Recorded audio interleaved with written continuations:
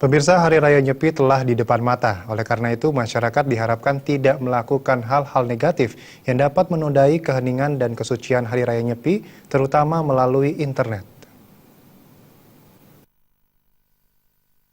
Akademisi Wayan Mandra mengatakan Hari Raya Nyepi harus dilakukan dengan hening tanpa ada kejadian yang menodai perayaan umat Hindu melaksanakan catur berata penyepian. Menurutnya, selama jaringan internet masih tersambung, peluang penghinaan terhadap Hari Raya Nyepi masih terbuka. Jika kebijakan menutup bandara dan menutup siaran televisi di Bali bisa terlaksana, maka pemerintah seharusnya mampu menutup jaringan sementara internet agar gangguan lewat media sosial dapat diredam.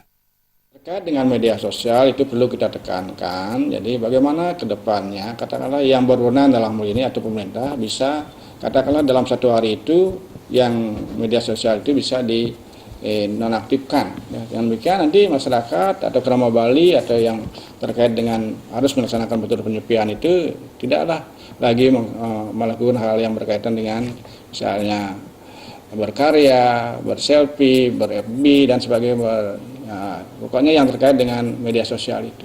Ditambahkannya, kecanggihan teknologi, salah satunya media sosial, memang sangat bermanfaat bagi kehidupan manusia, namun dengan kecanggihan yang dimiliki, agar tidak disalahgunakan untuk tujuan yang merugikan kehidupan manusia. Jaya Kusuma, Bali TV.